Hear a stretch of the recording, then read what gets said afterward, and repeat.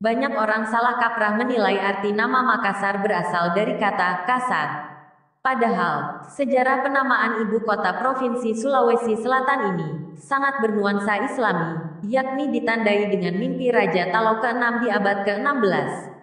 Dalam catatan sejarah Kerajaan Goa Talo, diceritakan Raja Talo ke-6 Mangkubumi Kerajaan Goa Imalingkaang Deng Manyonri Karaeng Katangka, bermimpi melihat cahaya bersinar dari Talo ke segala penjuru kerajaan dan negeri sekitarnya. Mimpi itu ia bawa selama 3 hari berturut-turut. Dalam buku Peristiwa Tahun-Tahun Bersejarah Sulawesi Selatan dari abad ke-14 SD 19 karya Darwa Rasid MS. Tepat di malam Jumat, 9 Jumadil awal 1014 atau tanggal 22 September tahun 1605 Masehi, di malam ketiga mimpi raja, sebuah perahu kecil berlabuh di pantai Talo. Warga keheranan melihat sesosok pria jubah putih di atas perahu tersebut. Pria itu lalu menambatkan perahunya lalu melakukan gerakan-gerakan yang asing dipandang warga. Belakangan raja mengetahui itu merupakan gerakan sholat. Di malam yang gelap gulita, tubuh pria itu memancarkan cahaya menyilau ke segala penjuru arah. Hal itu membuat warga gempar dan menyampaikan ke Raja Talo tentang sosok pria misterius tersebut saat besok paginya. Mendengar hal itu, raja pun bergegas ke bibir pantai Talo. Belum sempat keluar istana, sosok pria itu tiba-tiba muncul di hadapan raja, tepat di depan gerbang. Raja pun sontak kaget dan melihat wajah pria itu sangat teduh, tubuhnya memancarkan kilau cahaya. Menurut peneliti Balai Litbang Agama Makassar, Syamsurijal Adan, pria yang masih misterius itu menjabat tangan raja yang masih kaku melihat sosoknya. Usai berjabat tangan Raja Talo tiba-tiba bertuliskan bahasa Arab yang ia tak tahu artinya. Orang tua itu lalu meminta agar tulisan tersebut diperlihatkan pada lelaki yang sebentar lagi akan merapat di pantai, kata Syamsurijal Adan, saat ditemui Okezone di kantornya, Jalan Apetarani, Makassar.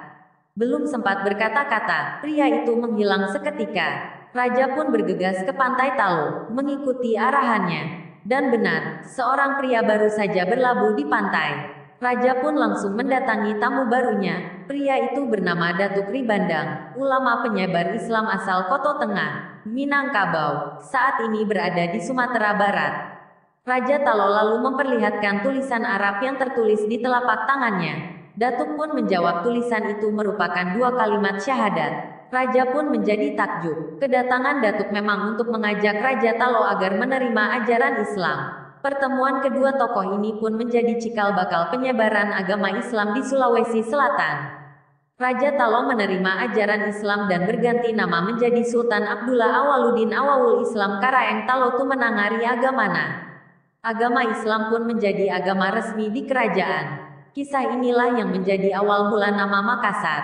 Diambil dari bahasa Makassar, akasaraki, atau menampakkan diri. Hal itu berdasarkan pengalaman munculnya sosok bercahaya dari pantai, ujar Syamsurijal. Pengalaman, penampakan, cahaya putih itulah yang disebut akasaraki. Kisah ini membekas kendati menjadi awal penerimaan Islam di masyarakat kerajaan kala itu. Dari berbagai sumber catatan-catatan pedagang Portugis di abad ke-17, Makassar dikenal sebagai pusat kota kerajaan Goa Talo. Meski sempat berganti nama menjadi Ujung Pandang, namun pemerintah bersepakat mengembalikan nama Makassar karena punya akar historis yang kuat. Apa yang dimimpikan Raja Talo pun jadi kenyataan. Usai masuk Islam, kerajaan Goa Talo menjadi salah satu sebab utama penyebaran Islam ke penjuru kota dan kerajaan di Sulawesi. Cahaya Islam menyebar cepat hingga saat ini dapat dirasakan. Islam merupakan agama mayoritas di Sulsel. Sementara Datuk Ribandang, bersama dia saudaranya Datuk Ritiro dan Datuk Sulaiman tercatat dalam sejarah sebagai ulama yang berpengaruh besar, menyebarkan Islam di Sulawesi Selatan. Hingga akhir hayatnya, Datuk Ribandang tak pulang lagi ke Minangkabau. Datuk Ribandang wafat. Datuk Ribandang wafat di kota Makassar. Makamnya terletak di Jalan Sinasara, Kaluku Bodoa, Kecamatan Talo, Kota Makassar.